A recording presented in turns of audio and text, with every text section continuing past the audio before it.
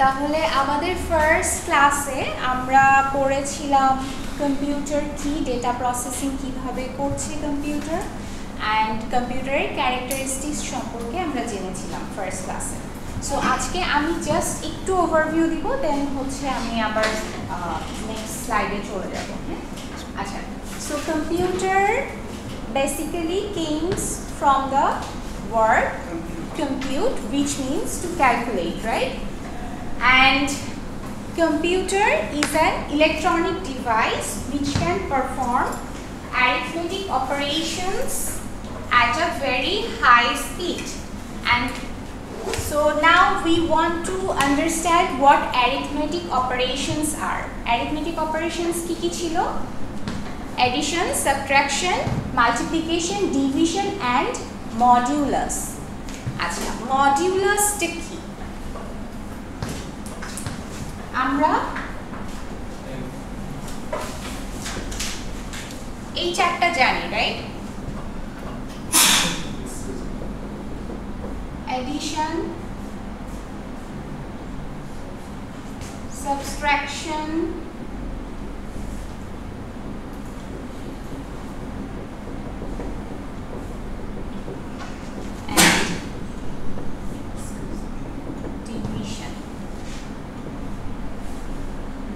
called modulus, which calculates no not percentage, হ্যাঁ এটা পার্সেন্টেজও calculate করে, বাট এটা আপনার ভাগশেষও নির্ণয় করে। ঠিক আছে, যখন আপনি কোনো প্রোগ্রামিং করবেন, হ্যাঁ, তখন প্রোগ্রামিংয়ের ভাষায় এই অপারেটরটাকে বলা হয় মডিউলাস অপারেটর, যেটার কাজ হচ্ছে ভাগশেষ নির্ণয় করা। ওকে, আচ্ছা, লেটস সে ফর এক্সাম্পল আমরা 4 ডিভাইডেড বাই 2 করলে আমাদের কি রেজাল্ট আসে বলেন তো? 2 আসে, রাইট? সো এটা হচ্ছে আপনার কি, ডিভিশন করলে 2 আসছে, দ্যাট মিন এটা হচ্ছে ভাগফল, রাইট? যখন আপনি 4 mod 2 করবেন তখন বেসিক্যালি আপনার রেজাল্টটা আসবে 0। ওকে, ডিফারেন্সটা বুঝতে পেরেছেন? আচ্ছা, এটা এক্সামের জন্য ইম্পর্টেন্ট না, জাস্ট আপনাদের জানার জন্য বললাম। ওকে ওকে, সো অ্যারিথমেটিক অপারেশনস গুলো অ্যাকচুয়ালি খুবই হাই স্পিডে আমাদের কম্পিউটার করতে পারে, and it is an electronic device, right? আচ্ছা, and computer is also called data processor as it can store, process and retrieve data whenever we want. Okay? Okay. Madam, ini kulit yang mana ni sound tu? Speaker. Okay, speaker. Tapi dia microphone tu na. Microphone di mana ni kulit yang mana? Na kono tarporo hoyto amar. Ek bro komen sound tu.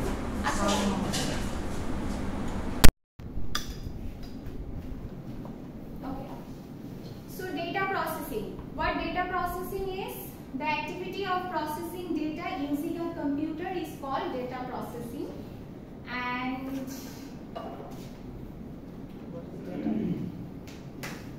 how it processes data at first.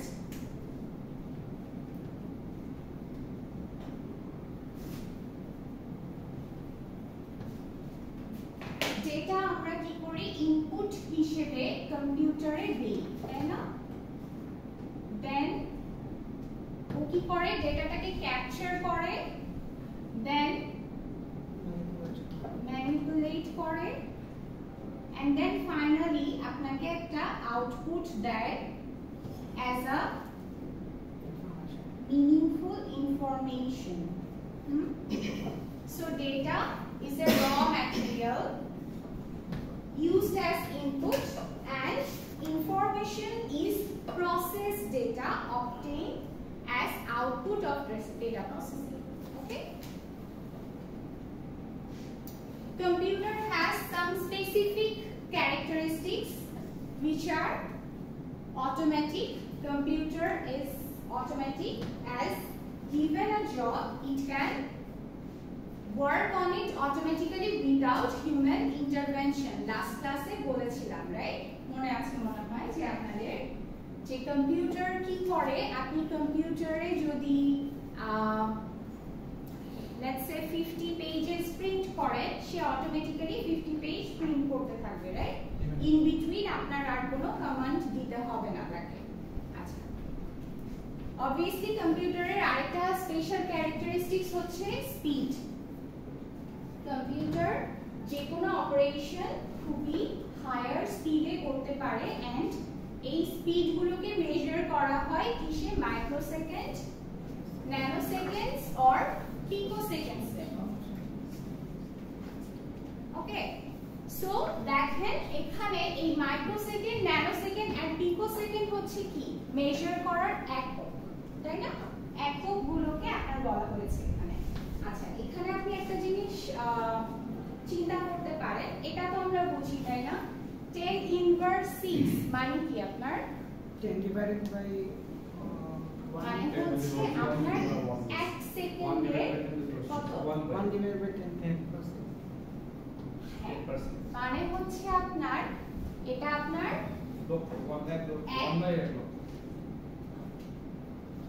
1 সেকেন্ডের 6 ভাগের 1 ভাগ, তাই না? 10 inverse 6 ন্যানোসেকেন্ডস হচ্ছে আরো সূক্ষ্মতম একক, and পিকোসেকেন্ডস হচ্ছে ন্যানোসেকেন্ডস এর থেকেও ক্ষুদ্রতম একক। ওকে, আচ্ছা, কম্পিউটারের আরেকটা স্পেশাল ক্যারেক্টারিস্টিক্স হচ্ছে it's accuracy. Computer accuracy is consistently high and the degree of its accuracy depends upon its design. কম্পিউটারটাকে কিভাবে ডিজাইন করা হয়েছে সেটার উপরে বেসিক্যালি ওর অ্যাকুরেসিটা ডিপেন্ড করে। লেটস সে যখন ফার্স্ট কম্পিউটার আবিষ্কার হলো, তখন কিন্তু কম্পিউটারের আউটপুট রেজাল্ট গুলো একদম খুব বেশি অ্যাকুরেট হতো না, হ্যাঁ, ভুল হওয়ার সম্ভাবনা থাকতো, ঠিক আছে?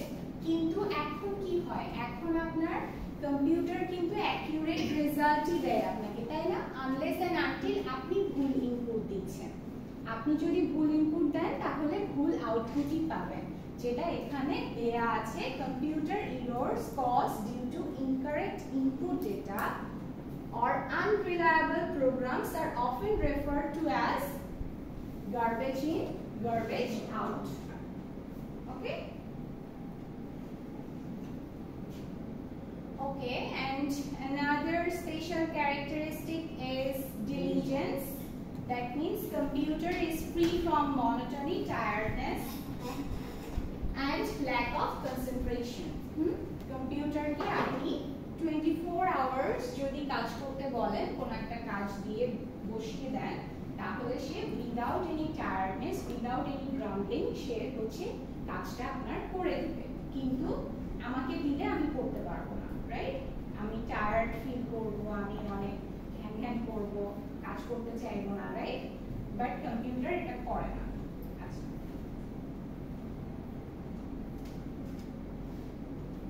ভার্সেটাইলিটি। ভার্সেটাইলিটি বলতে আমরা সবাই জানি যে কম্পিউটার কি অনেক ধরনের কাজ একসাথে করতে পারে, রাইট?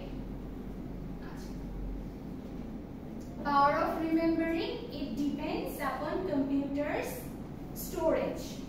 Storage capacity তার কি রকম সেটার উপরে তার power of remembering টা ডিপেন্ড করছে। মানে স্টোরেজ এটা বলতে অ্যাকচুয়ালি বোঝাচ্ছে যে কম্পিউটার নিজে নিজেই তার কোনো ডেটা ইরেজ করে ফেলে না, আনলেস এন্ড আনটিল আমি তাকে কমান্ড করছি ইরেজ করতে। ওকে, সো আমাদের যেটা হয়, আমরা কি করি, আমাদের মেমোরিতে ডেটা কিন্তু স্টোর থাকে না, তাই না? একটা সময় আমরা ভুলে যাই, কিন্তু কম্পিউটার কিন্তু ভুলে যায় না। আমরা যে কোনো সময়, ইভেন এখন কি হয়, আপনি ডিলিট করে ফেললেও সেটাকে রিস্টোর করার কিন্তু অপশনস পাওয়া যায়, রাইট? ক্র্যাশ থেকে আপনি রিস্টোর করতে পারেন চাইলে।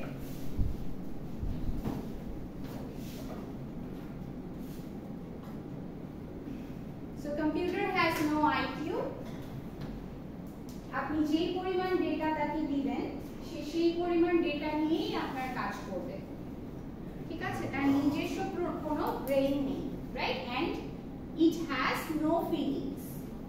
আপনি তাকে যে কাজ করতে বলবেন সে সেই কাজই করবে। লেটস সে আপনি একটা প্রোগ্রাম প্রোগ্রাম করলেন আপনার একটা ফ্রেন্ডের হচ্ছে পার্সোনাল সোশ্যাল মিডিয়া হ্যাক করতে চাচ্ছেন, হ্যাঁ? তো সোশ্যাল মিডিয়া হ্যাক করে তো মানুষ অনেক ক্রাইম করে, রাইট? সো এটা তো হচ্ছে আপনার প্রোগ্রামের ফিলিংস নেই, সে বোঝে না যে আপনি একটা রং কাজ করছেন, রাইট? তার এথিক্সও নেই। সো এই জন্যই বলা হচ্ছে যে তার কোনো ফিলিংস নেই, তাকে দিয়ে আপনি যা কাজ করাতে চাইবেন সে সেটাই করবে। ওকে, সো লাস্ট ক্লাসে আমরা এই পর্যন্ত দেখেছিলাম। আচ্ছা, সো আজকে আমরা স্টার্ট করব ইভলিউশন অফ কম্পিউটারস। কম্পিউটারের একটু হিস্ট্রি সম্পর্কে জানবো, হ্যাঁ, যে কম্পিউটার কিভাবে আসলো এন্ড আগে কিরকম ছিল। আচ্ছা, তার আগে আরেকবার একটু বলে নেই, এখনো অনেকেই আসছেন খুবই আশ্চর্যজনক একটা চেহারা নিয়ে যে এটা কোন ক্লাসে চলে আসলাম, এটা কি ইংলিশ ডিপার্টমেন্টের ক্লাস নাকি অন্য ডিপার্টমেন্টের ক্লাস, তাই না? হ্যাঁ, আচ্ছা, এটা আপনাদের অন্য ডিপার্টমেন্টের ক্লাস না, এটা আপনাদেরই ইংলিশ ডিপার্টমেন্টেরই ক্লাস, কিন্তু আপনাদের একটা নন ডিপার্টমেন্টাল কোর্স আছে which is Fundamentals of Computer and Office Applications, হ্যাঁ, এই কোর্সটা আপনাদের করতে হয়। সো এই কোর্সটা আপনাদের এই সেমিস্টারে পড়েছে। ওকে, এই কোর্সটাতে আমরা কি কি শিখবো আপনাদেরকে একটা আউটলাইন আমি প্রোভাইড করেছি। আমার মনে হয় আপনাদের 14 ব্যাচের গ্রুপে আমি রিসেন্টলি অ্যাড হয়েছি, সো সেখানেও আমি আজকে আপনাদেরকে কোর্স আউটলাইন এন্ড এটা প্রোভাইড করে দিব। যদি কেউ না পেয়ে থাকেন তাহলে সেখান থেকে নিয়ে নেবেন। সেখানে আপনাদের সিলেবাসটা দেয়া আছে, সেখান থেকে সিলেবাসটা একটু দেখে নেবেন। ওকে, আচ্ছা, সো আমরা সামনে আগাই। আচ্ছা, আমি কি আমার পরিচয় একটু দিয়ে নিই। আমি হচ্ছি জারিতা সিং, আমি ট্রিপল-ই ডিপার্টমেন্টে অ্যাজ এ সিনিয়র লেকচারার আছি। আমি লেভেল 2 তেই বসি। আপনাদের যদি কখনো কোনো প্রয়োজন হয় তাহলে আমাকে সেখানে পাবেন, পেয়ে যাবেন। একদম আপনাদের নাজমুল স্যারের রুমের সাইডেই আমার ডেস্ক আছে, সো ওখানে আমাকে পেয়ে যাবেন। ওকে, যদি প্রয়োজন হয়। আর আপনাদের প্রত্যেকটা পিডিএফ এ প্লাস আউটলাইনেও দেখবেন যে আমার কন্টাক্ট ইনফরমেশন দেওয়া আছে, সেখান থেকেও আমার নাম্বারে হোয়াটসঅ্যাপ ইন্টিগ্রেট করা আছে, আপনারা সেখানে আমার সাথে কানেক্ট হতে পারেন অথবা আমাকে ইমেল করতে পারেন। ওকে, সো আবার আমরা একটু ব্যাক করি। Evolution of computer. সো দেখেন ফার্স্ট আপনার অ্যাবাকাস, হ্যাঁ, it was a manually operated digital computer used in ancient civilization. মানে এটা আপনার ম্যানুয়ালি অপারেট করা হতো, হ্যাঁ, একটা ডিজিটাল কম্পিউটার যেটা কিনা ম্যানুয়ালি অপারেট করা হতো, যার নাম ছিল অ্যাবাকাস। এবং এই অ্যাবাকাস ওয়ার্ডটা আপনার 1387 আগে ইউজ করা হতো। বুঝতে পেরেছেন? অনেক অনেক আগের কথা, রাইট? এন্ড অ্যাবাকাস হচ্ছে আপনার এই যে দেখতে এরকম ছিল। ওকে, এরপরে আসেন, দেখেন 1387 কথা বললাম, ইন বিটুইন এই যে মাঝের যে ইয়ার্স গুলো, এর মাঝখানে আর কোনো কাজ সেরকম ভাবে হয়নি। 1642 সালে ব্লেইজ প্যাসকেল হচ্ছে একটা মেকানিক্যাল এডিং মেশিন ইনভেন্ট করলেন, ঠিক আছে, যেখানে শুধুমাত্র আপনি যোগের কাজটা করতে পারবেন। সেটাও কি ছিল? মেকানিক্যাল ছিল। দ্যাট মিন্স এখানে ইনপুট দেওয়াটাও একটা ইঞ্জিনিয়ারিং এর মতো অবস্থা।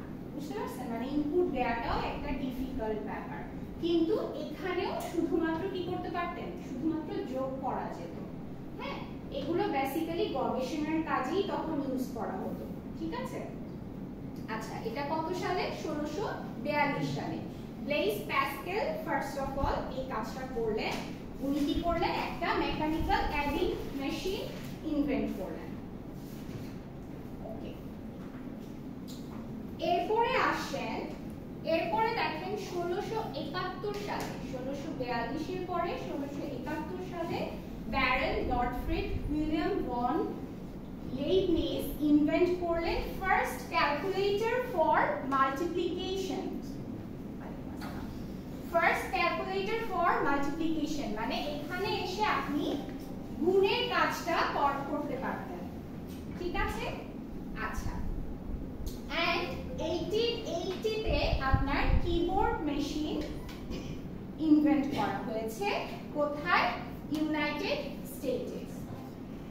ওকে, আচ্ছা, এইগুলো আপনাদের 1-2 মার্কের কোয়েশ্চেনস বা আপনার ক্লাস টেস্টে যদি অবজেক্টিভস থাকে সেক্ষেত্রে এইগুলো আসতে পারে। ওকে,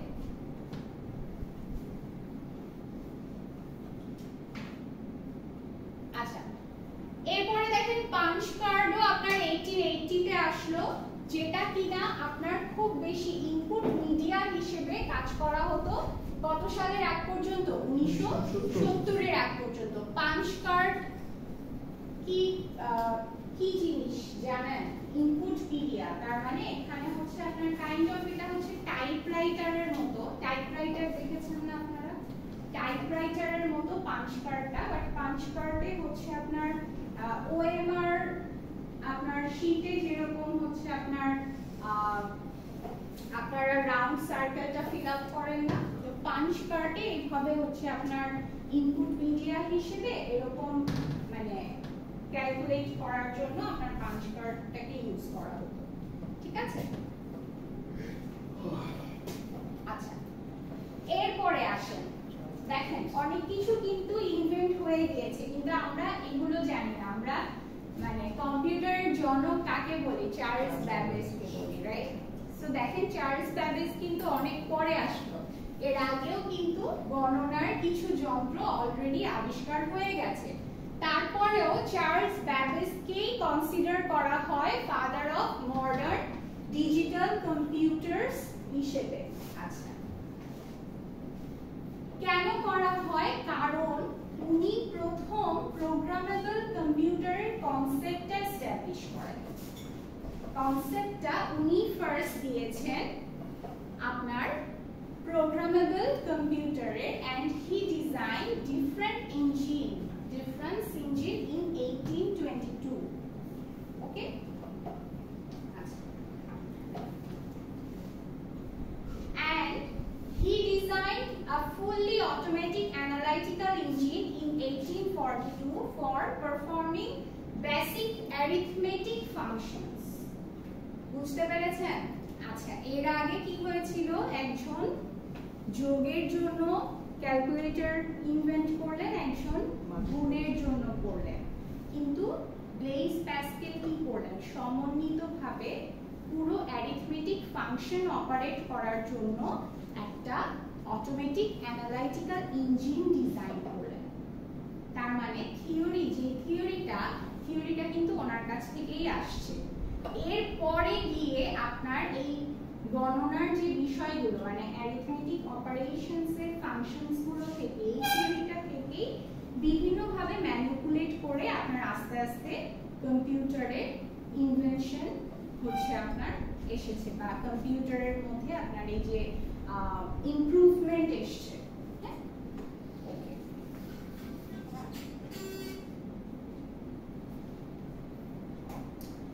So there are some well-known early computers. এখানে কিছু early computers এর নাম দেয়া আছে এবং তারা কোন বছরে আবিষ্কৃত হয়েছিল, কোন ইয়ারের মধ্যে, সেই ইয়ারটা দেয়া আছে। হ্যাঁ, এটাও আপনাদের এমসিকিউ এ থাকতে পারে, ঠিক আছে? এখান থেকে ওরকম থিওরিটিক্যাল কোনো কোয়েশ্চেনস থাকবে না। সো এটা আপনারা একটু দেখে নিন। আচ্ছা, এরপরে আসেন কম্পিউটারের জেনারেশন নিয়ে আমরা কথা বলি। আচ্ছা, জেনারেশন বলতে অ্যাকচুয়ালি কি বুঝি আমরা? জেনারেশন নিয়ে যখন আমরা কথা বলি তখন কি মাথায় আসে বলেন তো? একটা সময়কাল। একটা সময়কাল কিসের সময়কাল? একটা প্রজন্ম। একটা প্রজন্ম। মানে ধরেন আপনি যদি আমাদের কথা চিন্তা করেন অ্যাজ এ হিউম্যান বিং, আপনাদের জেনারেশন একটা, আমাদের জেনারেশন একটা, আমাদের প্যারেন্টসের জেনারেশন একটা। এখন আমরা সবার ফান্ডামেন্টালস কিছু ক্যারেক্টারিস্টিক্স আছে, তাই না, যেগুলো সেম, তাই না? হিউম্যান বিং এর ফান্ডামেন্টাল কিছু ক্যারেক্টারিস্টিক্স আছে যেগুলো সেম, বাট এই যে চিন্তাধারার বিষয়গুলো, এগুলো কিন্তু এই যে প্রজন্ম যখন বা জেনারেশন যখন চেঞ্জ হচ্ছে বা আপডেট হচ্ছে, তখন এই যে চিন্তাধারার বিষয় বা সার্টেন কিছু স্পেসিফিক ক্যারেক্টারিস্টিক্স কিন্তু চেঞ্জ হচ্ছে, তাই না? এছাড়া বাকি সব কিছু কিন্তু ঠিক থাকছে। তার মানে যখন আপনি জেনারেশনের কথা বলছেন, তখন আপনি কিছু ক্যারেক্টারিস্টিক্স চেঞ্জের বা ডেভেলপের কথা বলছেন জেনারেশন চেঞ্জের মধ্যে, তাই না? সো কম্পিউটারের ক্ষেত্রেও যখন আপনি জেনারেশন নিয়ে কথা বলছেন, তখন আপনি কি নিয়ে কথা বলছেন? স্টেপ ইন টেকনোলজি, মানে টেকনোলজির ইমপ্রুভমেন্ট বা কিছু সার্টেন ক্যারেক্টারিস্টিক্স, কিছু সার্টেন ফিচার্সের ইমপ্রুভমেন্ট নিয়ে কথা বলছেন। যখনই কোনো সার্টেন টেকনোলজি চেঞ্জ হয়ে যাচ্ছে, তখনই কম্পিউটারের জেনারেশনটাও চেঞ্জ হয়ে যাচ্ছে। বুঝতে পেরেছেন? আপডেট হচ্ছে, রাইট?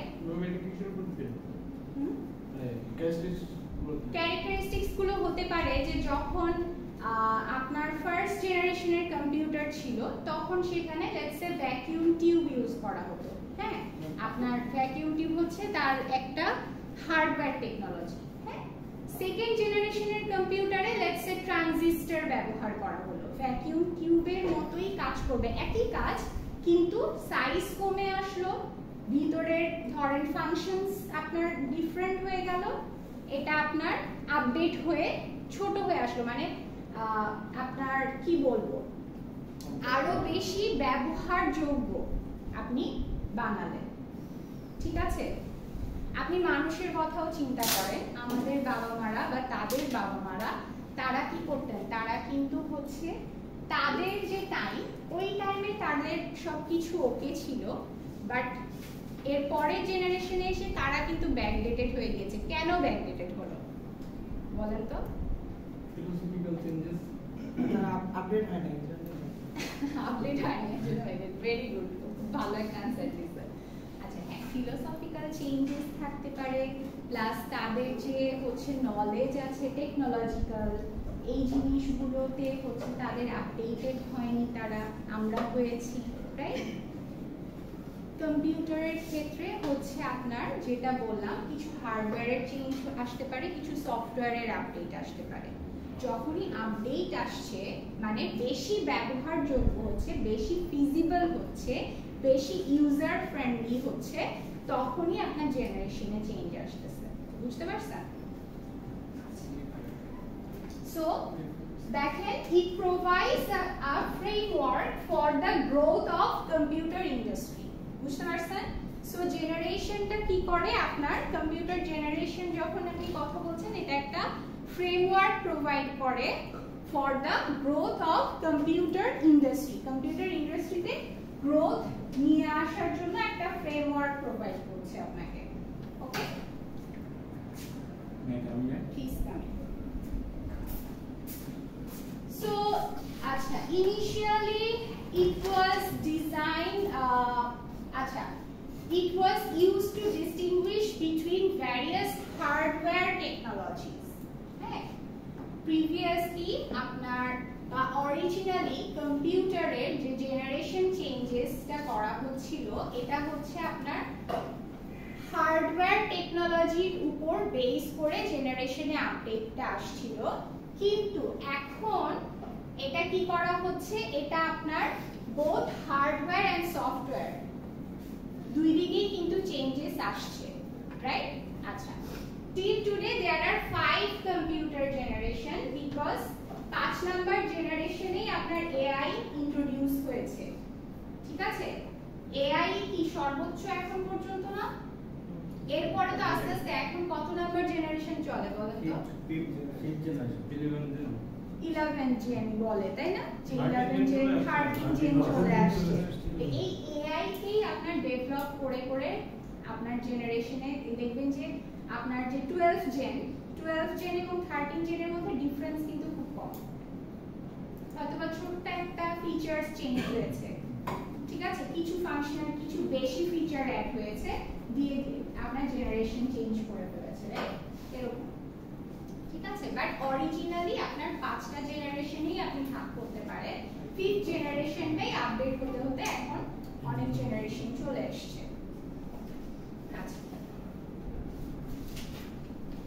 আচ্ছা, এখন প্রত্যেকটা এই 5টা আমরা অ্যাকচুয়ালি 5টা জেনারেশনের ক্যারেক্টারিস্টিক্স কি ফিচারস গুলো সম্পর্কে জানবো। আচ্ছা, সো ফার্স্ট জেনারেশনের যে কম্পিউটার ছিল এর টাইম পিরিয়ড ছিল হচ্ছে আপনার 1942 টু 1955 পর্যন্ত, মানে এই টাইমের মধ্যে আপনার এই ফার্স্ট জেনারেশনের কম্পিউটারটা ইউজ হতো বা অনেক বেশি চলতো আর কি। হ্যাঁ, আচ্ছা, এখানে যে কি হার্ডওয়্যার টেকনোলজিস গুলো ইউজ করা হয়েছিল সেটা হচ্ছে ভ্যাকিউম টিউব। এটা হচ্ছে মেইন হার্ডওয়্যার টেকনোলজি যে কিনা প্রসেসিং এর কাজ করত। এরপরে মেমোরি হচ্ছে আপনার ইলেকট্রোম্যাগনেটিক রিলে মেমোরি হচ্ছে ইউজ করা হতো মেমোরি হিসেবে। ওকে, এন্ড পাঞ্চ কার্ড ইউজ করা হতো সেকেন্ডারি স্টোরেজ হিসেবে। সেকেন্ডারি স্টোরেজ, প্রাইমারি মেমোরি এগুলো তো আমরা বুঝি এখন, তাই না, যে আমাদের এখন র্যাম রোমের একটা ব্যাপার আছে। তখন আপনার কিন্তু র্যাম ছিল না, তখন ইলেকট্রোম্যাগনেটিক রিলে মেমোরি ছিল and punch card was secondary storage. Okay, and আপনার ভ্যাকিউম টিউব হচ্ছে ইউজ করা হতো মেইন হার্ডওয়্যার টেকনোলজি হিসেবে। ওকে, আচ্ছা, আর সফটওয়্যার টেকনোলজি কি কি ছিল দেখেন, machine and assembly language use করা হতো। এখন কি করা হয়, এখন কম্পিউটারে যে সফটওয়্যার গুলো আছে এগুলো যে বিল্ড করা হয় high level programming language use করে। হাই লেভেল প্রোগ্রামিং ল্যাঙ্গুয়েজ কোনগুলো? Python, learner.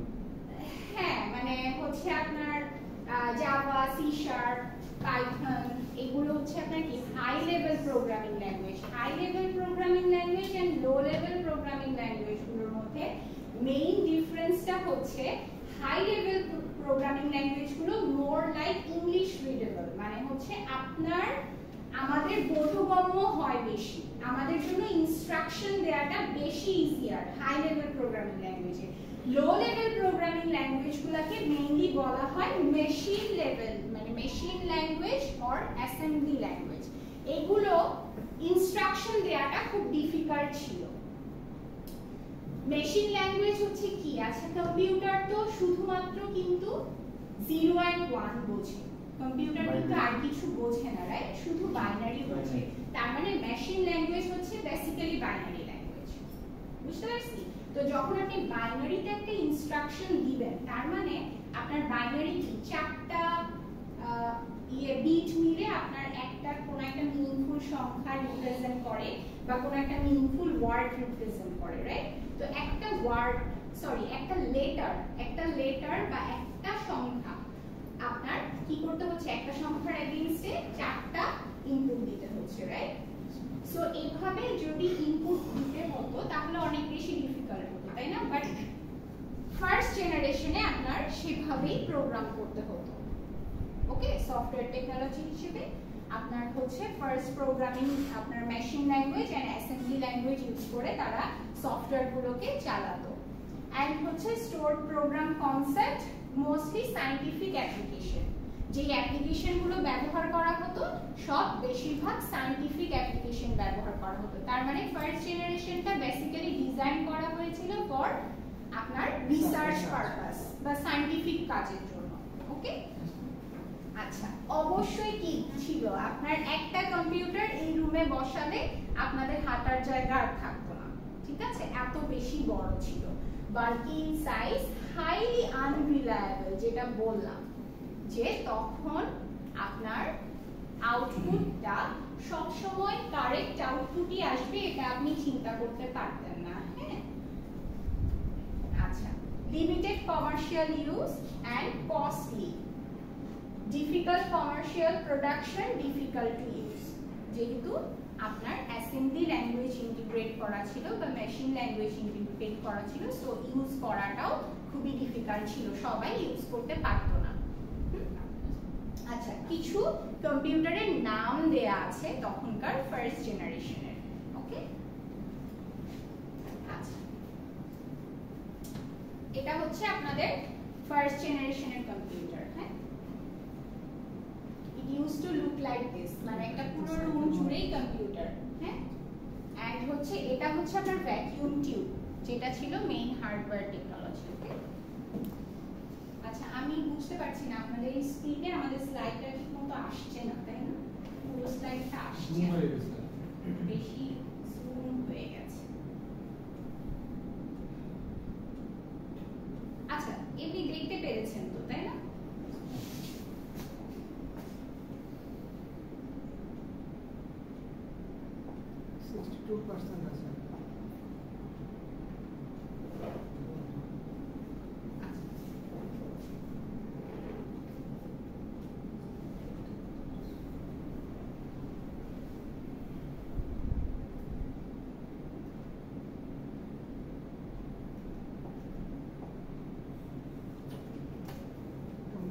ফুল স্ক্রিন থেকে এক্সিট করলেই মনে হয়।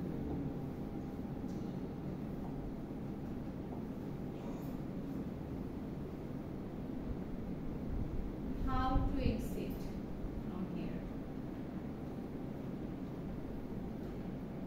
যে অপশনগুলো আসছে অনেকটা নিচে নিচে ক্লিক করা। আসে না নিচে। 4%।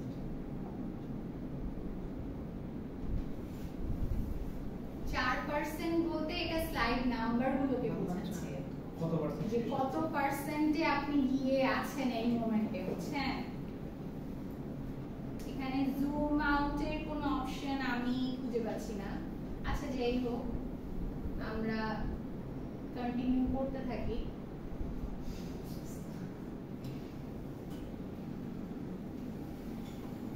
আজকে আমরা এটা শেষ করেই ছাড়বো, যেভাবেই হোক। আচ্ছা, আর বেশি নেই, আর বেশি নেই, শেষ হয়ে যাবে, এখনই শেষ হয়ে যাবে। আচ্ছা, এটা হচ্ছে সেকেন্ড জেনারেশনের ক্যারেক্টারিস্টিক্স। সেকেন্ড জেনারেশনে হচ্ছে আপনার, সরি এটা, হ্যাঁ এটা সেকেন্ড জেনারেশন। সো 1955 পর্যন্ত ফার্স্ট জেনারেশন চললো, 1955 এ সেকেন্ড জেনারেশন আসলো। কি হয় আপনার এখন এই যে 13 জেন চলছে, সবাই কিন্তু ট্রাই করে যে 13 জেনের কিছু একটা নিতে, তাই না? 12 জেন তখন পুরান হয়ে যায়, কেউ আর চালাতে চায় না। এখানেও তাই, এই যে 55 পর্যন্ত চললো, 55 তে সেকেন্ড জেনারেশন আসার পরে ফার্স্ট জেনারেশন কিন্তু একটু আবার ডাইলুটেড হয়ে গেল, তাই না? তো কত পর্যন্ত চললো? 1964 পর্যন্ত চললো। এখানে যেটা হলো দেখেন, ভ্যাকুয়াম টিউব ছিল তখন মেইন হার্ডওয়্যার টেকনোলজি, সেটা চেঞ্জ করে কি চলে আসলো? ট্রানজিস্টরস চলে আসলো। মানে এটার ছোট, হ্যাঁ এই হার্ডওয়্যারটা দেখতেও ছোট, আপনার সেম কোয়ালিটিফুল, হ্যাঁ আরো বেশি রিলায়েবল। তো এটা চলে আসলো, এন্ড আপনার ম্যাগনেটিক কোর্স মেমোরি চলে আসলো, and magnetic tape disk for secondary storage. ঠিক আছে? আচ্ছা, এখানে দেখেন, এখানে operating system, batch operating system integrate করা হলো সফটওয়্যার টেকনোলজি হিসেবে, এন্ড এখানে সেকেন্ড জেনারেশনে আপনার high level programming language integrate করা হয়ে গিয়েছে। তার মানে এখানে ইনস্ট্রাকশন দেওয়াটা কিছুটা ইজিয়ার হলো। আচ্ছা, এন্ড এখানেও আপনি অবশ্যই সায়েন্টিফিক এন্ড কমার্শিয়াল অ্যাপ্লিকেশনই ইউজ করছেন, কারণ এই হাই লেভেল প্রোগ্রামিং ল্যাঙ্গুয়েজ বা আপনার ব্যাচ অপারেটিং সিস্টেমও কিন্তু সবাই চালাতে পারতো না। আচ্ছা, কি characteristics features? ফাস্টার, smaller, more reliable and easier to program than previous generation systems. Commercial production was still difficult and costly. Okay? আচ্ছা, কিছু কম্পিউটারের নাম দেয়া আছে, সেকেন্ড জেনারেশনের কম্পিউটারটা দেখেন, ডিফারেন্স বুঝতে পারবেন। ফার্স্ট জেনারেশনেরটা একটা রুমের সমান ছিল, সেকেন্ড জেনারেশনেরটা একটা খাটের সমান হয়ে গেছে, ফার্নিচারের সমান হয়ে গেছে, রাইট? সো কিন্তু সাইজ অনেক কমে গেল, রাইট? কিছুটা ইজিয়ার হলো। আচ্ছা, আর এই দেখেন হার্ডওয়্যার টেকনোলজি, আগে ভ্যাকুয়াম টিউব ছিল, এখন ট্রানজিস্টর। সো এটাকে আপনি ট্রানজিস্টর বেসডও বলতে পারেন। সো থার্ড জেনারেশনে এসে আপনার এই 1964 টু 1975 এন্ড থার্ড জেনারেশনে এসে আপনার কি হার্ডওয়্যার টেকনোলজি দেখেন চলে আসলো কি ICs with SSI and MSI technology. আচ্ছা IC হচ্ছে আপনার এখানে কিন্তু সার্কিট ইউজ করা শুরু হলো হ্যাঁ ICs ইউজ করা শুরু হলো and হচ্ছে small system integration and medium system integration technology এখানে ইউজ করা শুরু হলো লার্জার ম্যাগনেটিক কোর মেমরি দেখেন আপনার সেকেন্ড জেনারেশনেও কিন্তু ম্যাগনেটিক কোর মেমরি ছিল কিন্তু এখানে আপনার ম্যাগনেটিক কোর মেমরি ক্যাপাসিটিটা হায়ার হয়েছে হ্যাঁ লার্জার হয়েছে এন্ড লার্জার ক্যাপাসিটি ডিস্কের ক্যাপাসিটিও এখানে লার্জার হয়েছে মানে ডিস্ক কিন্তু চেঞ্জ হয়ে যায়নি ডিস্কই ইউজ হচ্ছে কিন্তু ক্যাপাসিটি তে ডেভেলপমেন্ট এসছে and magnetic tapes as secondary storage okay এখানে দেখেন এখানে টাইম শেয়ারিং অপারেটিং সিস্টেম আপনার ইন্টিগ্রেট হচ্ছে এন্ড আপনার হাই লেভেল প্রোগ্রামিং ল্যাঙ্গুয়েজ গুলোকে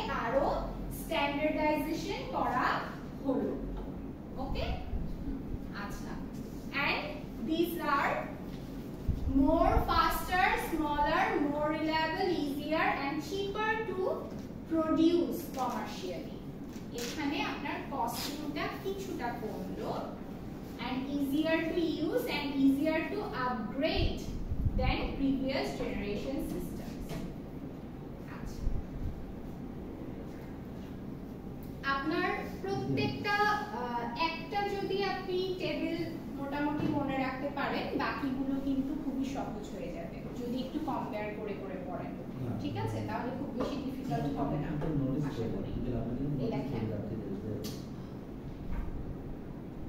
জাদু চলে আসছে এখানে হ্যাঁ ঠিক আছে থার্ড জেনারেশন ওকে সো এখানে যে আইসি মনে হয় আইসি দেখেছেন আপনারা সার্কিটের আইসি গুলো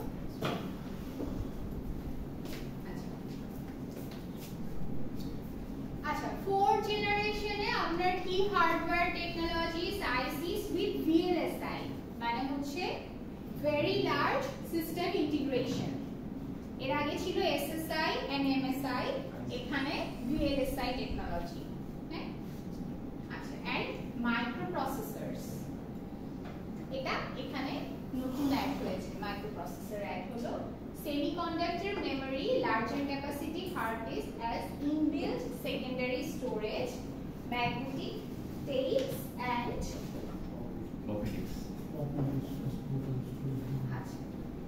floppy disks and আপনার portable storage media এখানে personal computer supercomputer based on parallel vector processing and symmetric multiprocessing technologies ও ইউজ করা হয়েছিল আচ্ছা দেখেন এখানে কি সফটওয়্যার টেকনোলজি আপনার হচ্ছে অপারেটিং সিস্টেমস ফর পিসিস মানে পার্সোনাল কম্পিউটারের জন্য যে অপারেটিং সিস্টেম সেটাই এখানে আপনার চলে আসলো এন্ড এখানে হচ্ছে আপনার মাল্টিপ্রসেসিং আচ্ছা multiple windows on a single terminal screen মানে যেটা আপনি এখন করতে পারেন এখন কিন্তু আপনি কি করতে পারেন আপনি একটা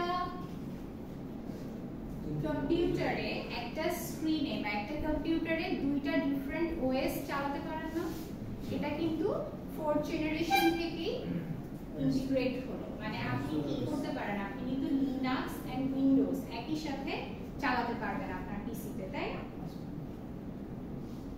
আচ্ছা সো এটা স্মল ছিল affordable reliable and easy to use PCs হ্যাঁ more powerful reliable mainframe systems and supercomputers totally general purpose machines easier to produce commercially easier to upgrade rapid software development possible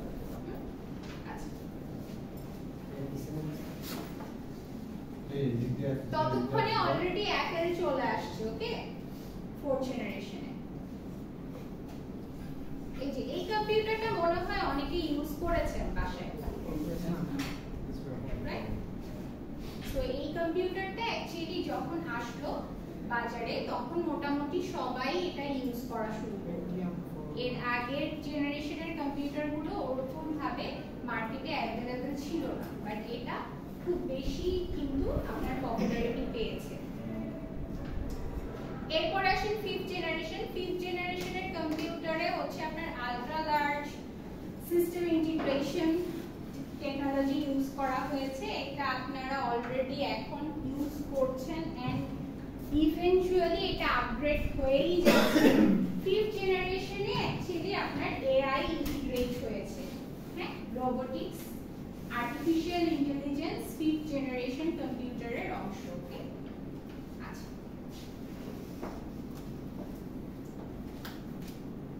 so this is it for